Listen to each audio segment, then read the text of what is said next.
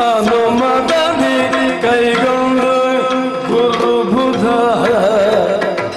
ಜನರ ವರ್ಣಿಸಿಲಿಕ್ಕಿದ ಕುದುರೆಯ ಬಳಿಗೆ ಕಟ್ಟಿ ಗುರುಬುಧ ಜನರ ವಂದಿಸಿಲಿಕ್ಕಿದ ಕುದುರೆಯ ಬಳಿಗೆ ಕಟ್ಟಿ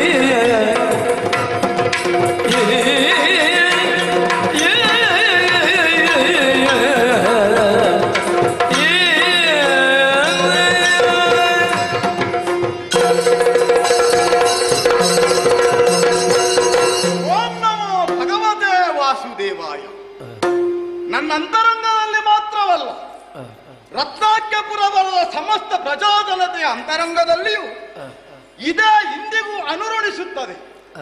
ಕಾರಣ ಏನು?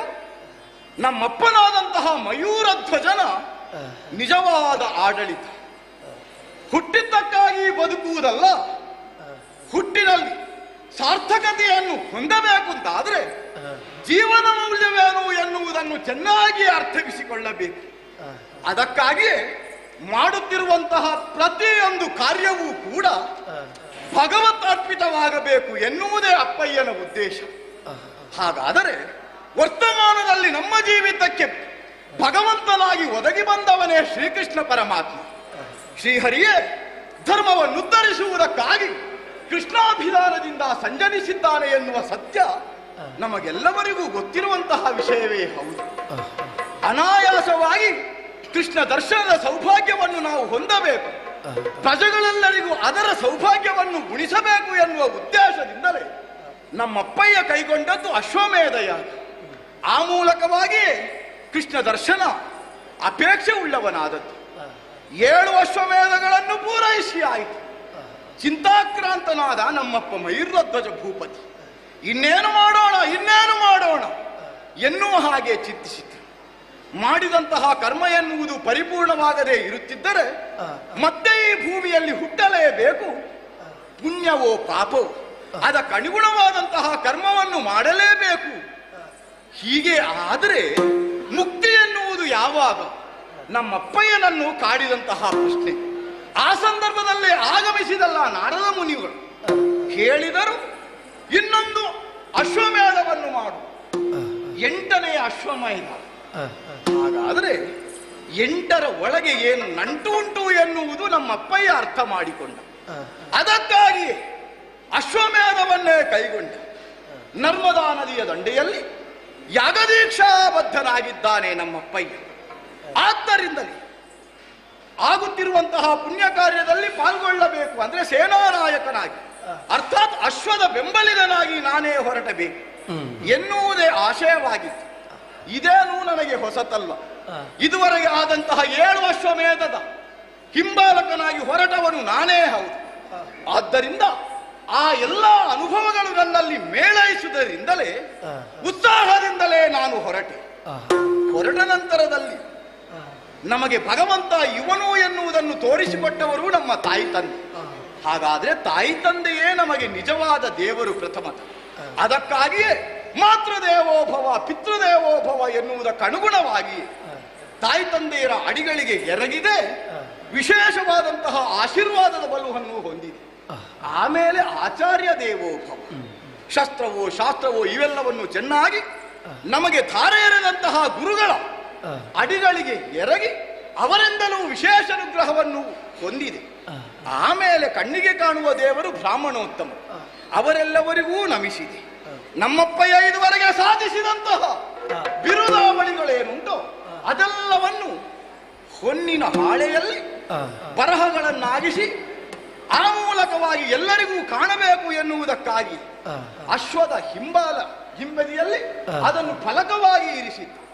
ಆಮೇಲೆ ಅಶ್ವಮೇಧದ ತುರಗದ ಹಣೆಯಲ್ಲಿ ಬಲ್ಪುಳ್ಳ ಭಟರು ಕಟ್ಟಿ ಕಾದುವುದು ಹೀಗೆಂದು ಬರೆದ ಓಲೆಯನ್ನು ಬಿಗಿದದ್ದೂ ಆಗಿದೆ.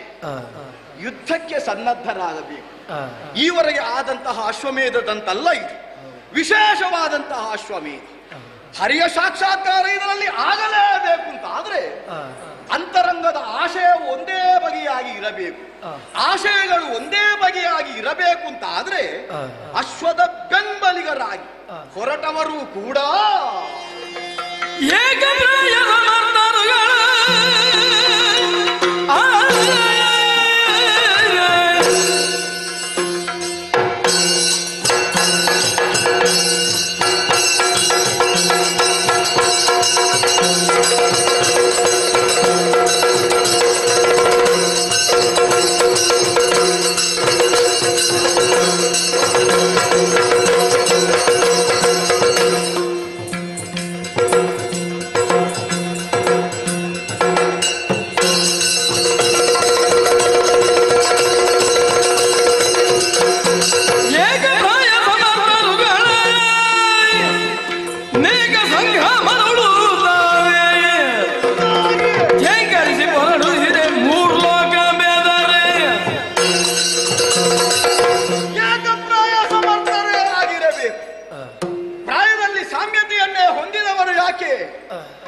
ಎನ್ನುವುದು ಪ್ರಶ್ನೆ ಮುಂದಾದಾಗ ಅದಕ್ಕೆ ಸರಿಯಾದ ಉತ್ತರವು ದೊರಕುವುದಕ್ಕೆ ಸಾಧ್ಯವುಂಟು.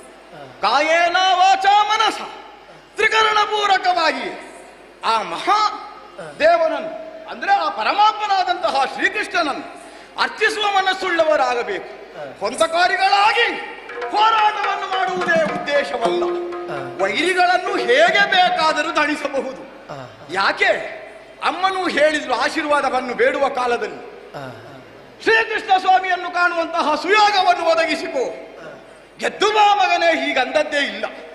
ಹಾಗಾದ್ರೆ ಏನು, ಶ್ರೀಕೃಷ್ಣ ಸ್ವಾಮಿಯ ದರ್ಶನದ ಲಾಭ ಆಗುತ್ತದಂತಾದ್ರೆ ಪರ್ಯಾಯವಾಗಿ ಗೆಲುವಾಗುತ್ತದೆ ಎನ್ನುವುದೇ ಅರ್ಥ. ಹಾಗಾದ್ರೆ ವೈರಿಗಳು ಹರಿಭಕ್ತರೇ ಆಗಿದ್ದಲ್ಲಿ ಅವರೊಡನೆ ಸಾಮದಿಂದ ಹೋರಾಟವನ್ನು ನಡೆಸಬೇಕು. ಹಾಗಾದ್ರೆ ಅಂತಹ ಮನಸ್ಥಿತಿಯುಳ್ಳವರೇ ಬೇಕು ಎನ್ನುವ ಕಾರಣಕ್ಕಾಗಿ ತಾಮ್ರಧ್ವಜನಾದಂತಹ ನನ್ನಷ್ಟೇ ಪ್ರಾಯವನ್ನು ಹೊಂದಿದ, ನನ್ನಷ್ಟೇ ಭುಜಬಲದಲ್ಲಿ ಖಂಡೂತಿಯನ್ನು ಹೊಂದಿದ, ನನ್ನಂತೆಯೇ ಎದೆಯ ಸ್ಥೈರ್ಯವನ್ನು ಮಾನಸಿಕವಾದಂತಹ ಧೈರ್ಯವನ್ನು ಹೊಂದಿದಂತಹ ಪಟುಭಟರು ಆಗಬೇಕು ಎನ್ನುವ ಹಾಗೆ ಆಜ್ಞಾಪಿಸಿದೆ ತಡ ಇಕ್ಕೆಲಗಳಲ್ಲಿಯೂ ಸಿದ್ಧರಾಗಿದ್ದಾರೆ. ಹಾಗಾದ್ರೆ ಏಕೆ ಸಾವಕಾಶ, ತುರಗ ಮುನ್ನಡೆಯಲ್ಲಿ ಹಿಂಬಾಲಿಸೋಣ.